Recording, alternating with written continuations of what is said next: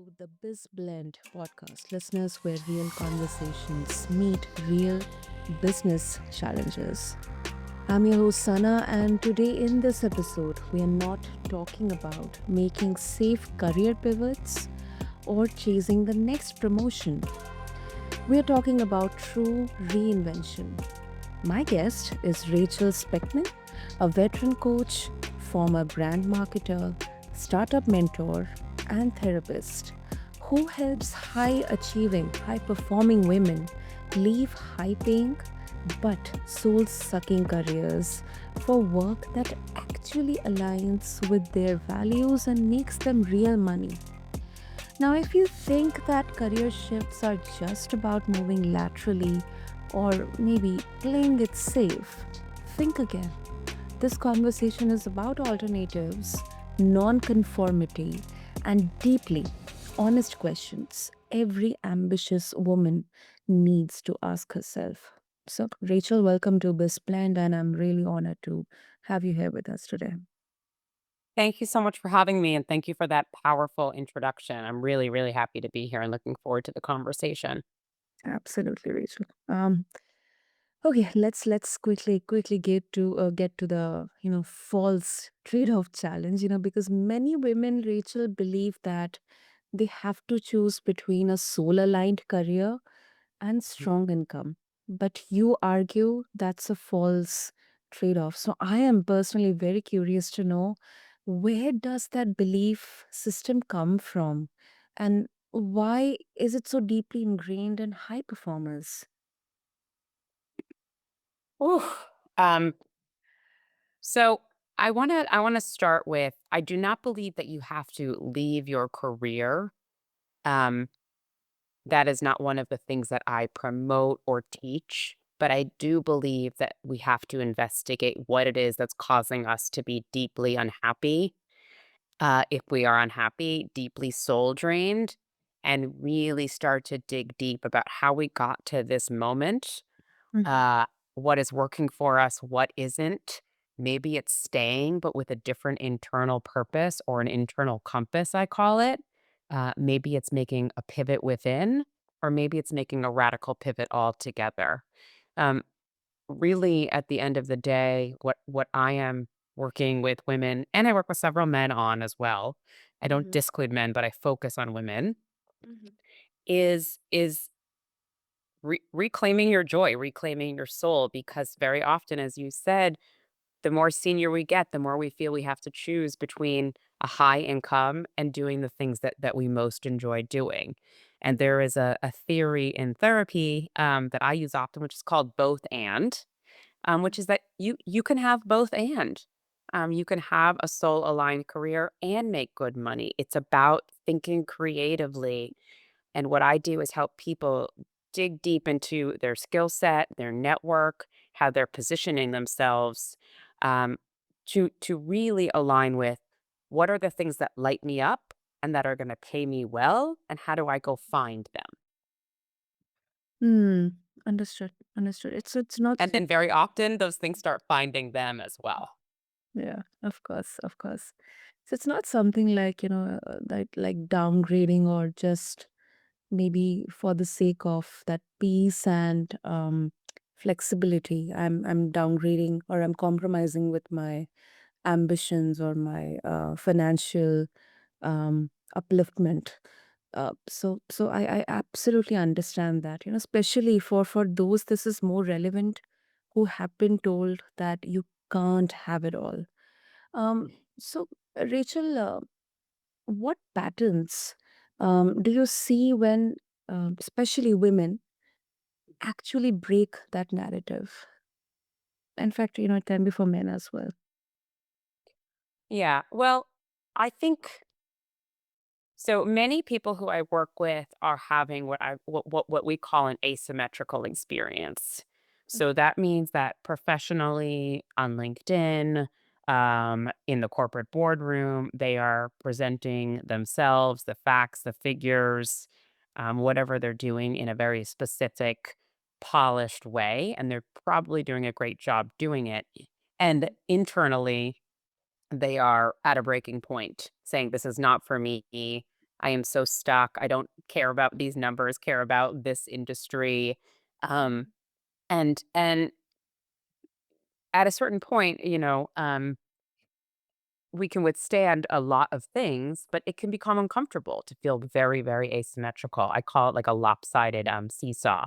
So, to answer your question about the patterns, first, it's recognizing this is not okay. This is not a sustainable way to live. Presenting a certain way and then crying in the bathroom, or really feeling just this endless debt to almost enslavement, if you will, to the golden handcuffs, we often call it. Um, and that's also because when you become accustomed to a very high income, um, we all become accustomed to whatever our income is. And then all of a sudden you realize you've kind of had this lifestyle creep. And so I actually help a lot of people with, okay, well, what income do you need to live off of? I'm not a financial planner. I recommend everybody works with a financial planner. But how can you be creative in thinking, um, okay, well, I want to have a life that is more meaningful and I need to make good money. What does that actually look like? What number does that look like? What are the things that I enjoy spending on versus just spend on autopilot? What are the things that my family needs? So there's a lot of pattern recognition, and I would call it kind of waking up to what you need versus what you want versus what society says that you want and need. Of course, we all, if anybody knows Maslow's hierarchy of needs, and if you don't, I recommend you Google it. But we all have very basic needs, and those need to be met. And then we have higher up needs and community and self love and self actualization. Many people I work with have almost every basic need met, of course, which is very fortunate, as we know a lot of the world doesn't. It's that they almost, the self-actualization piece feels very hard because they don't enjoy what they're doing for 95% of their week. Hmm.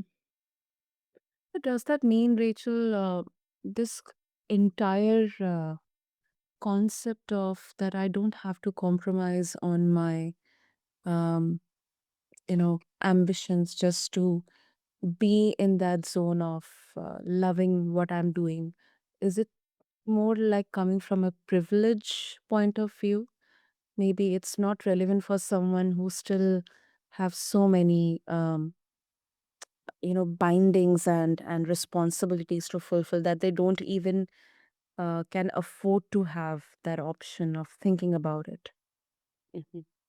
Well, I mean, everyone has their constraints, and I wanna be really mindful. I help people take calculated risks, so I never recommend anybody, unless they're having a major mental health crisis, and then we talk about could they take a short-term leave, or everyone, needs sources of capital and income, and so I just wanna be really mindful of that I am helping people to make more informed choices for themselves, uh, not to jump off of a cliff with no plan, but really it's to mindfully step in a direction, or really reclaim their power.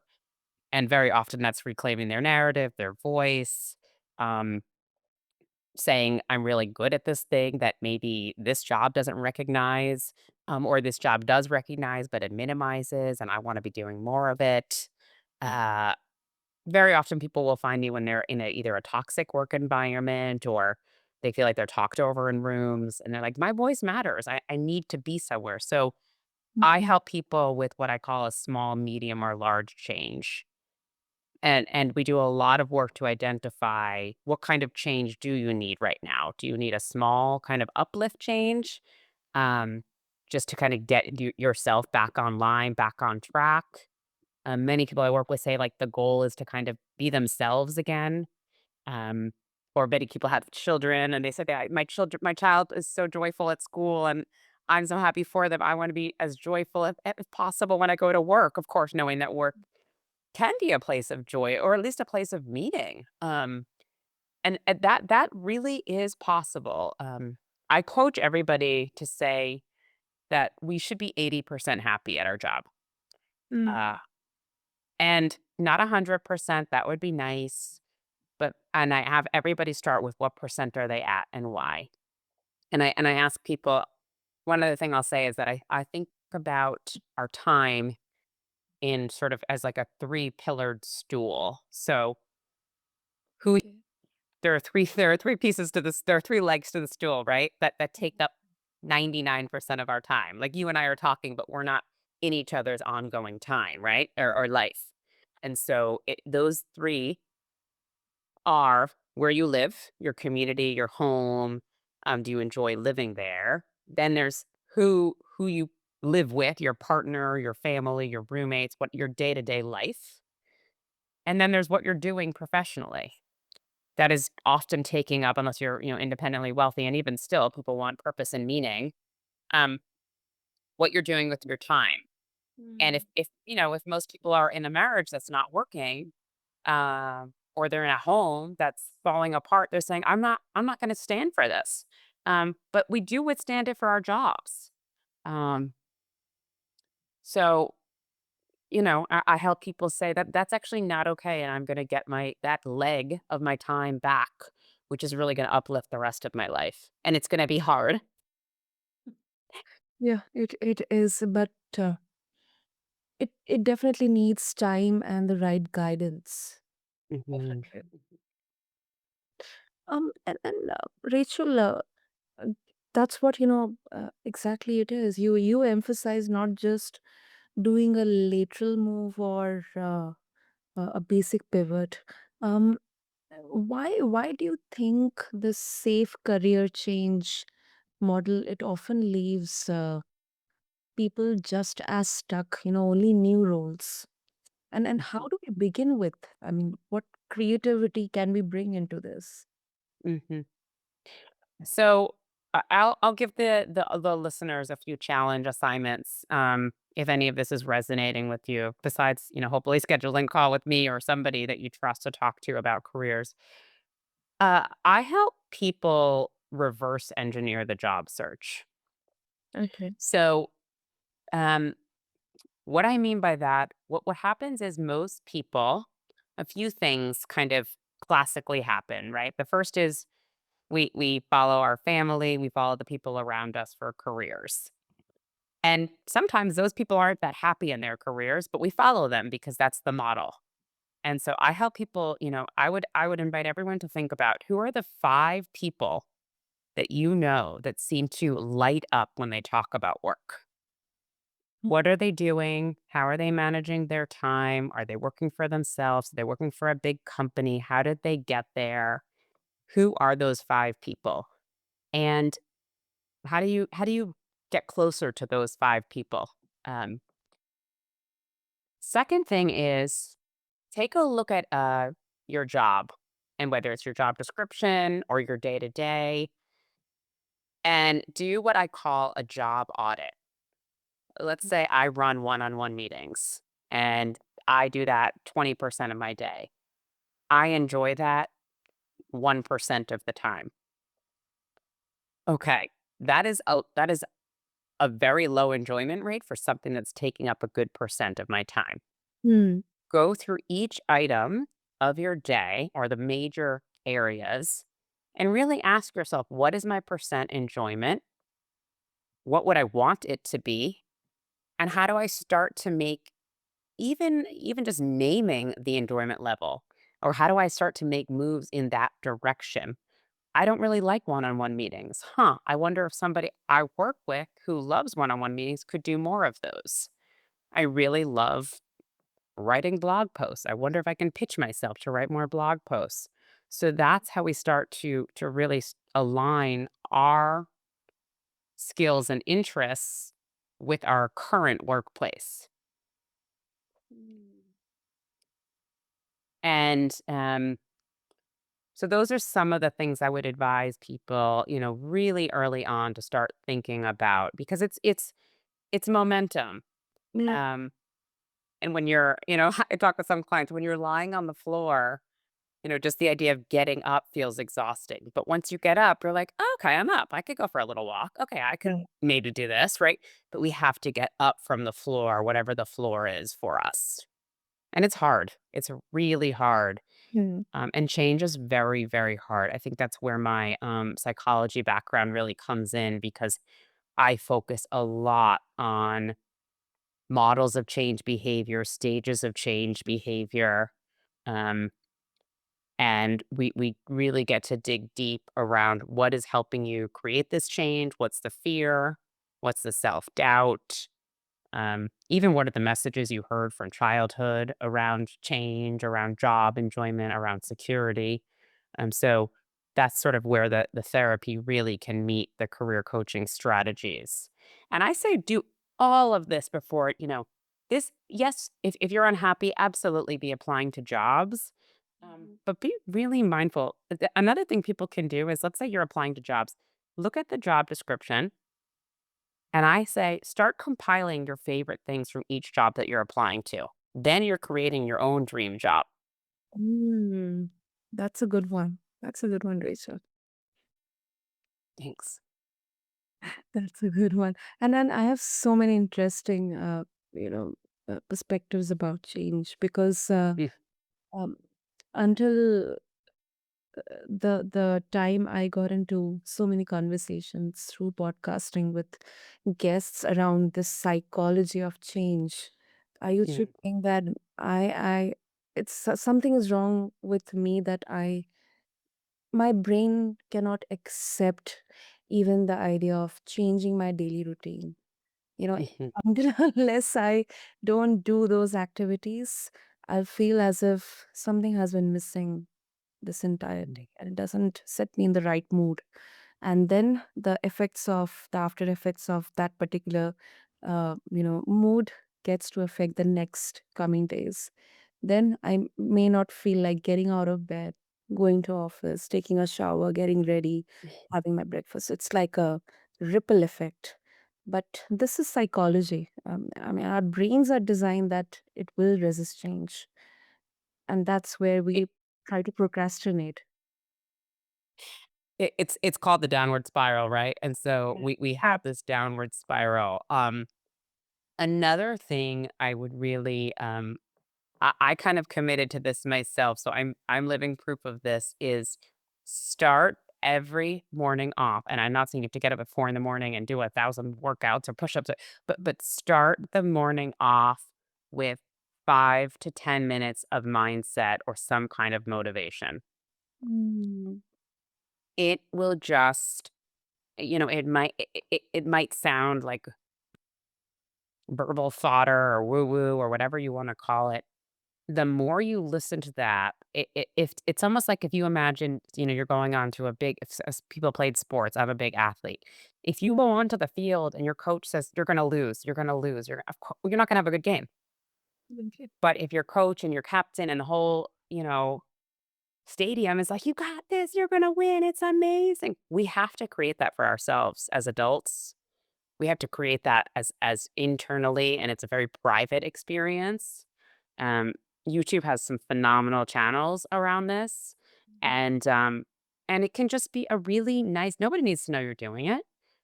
I like to do it while I'm stretching in the morning because then I'm kind of engaging my body in this positive messaging, and again, I'm an athlete. So, it's the mindset, because especially when we get into, "Oh, we're stuck and change is hard," and it is hard.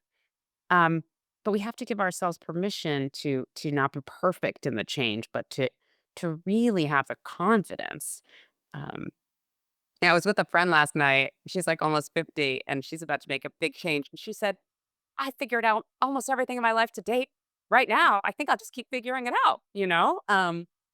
So it's kind of meeting the fear where it's at, and then of course making a calculated risk around the change. Mm, I agree. And by calculated risk, I mean financially calculated, having a network, having credibility. Um, I did not go right into coaching. I wanted to become a therapist. I wanted to understand the strategies of psychology and really marrying those two together. So for each person, if you want to make a change, it's nuanced. It's true. That's true. Wonderful, wonderful. Rachel, so before we wrap up, if our listeners they would like to connect with you, what would be the best way? Okay. So my website is Rachel Spekman, Spekman.com. And my company is called Made for More Coaching. And it's all about helping people be more soul aligned, be more soul intentional in their careers, be very practical in making these decisions, be very, very strategic.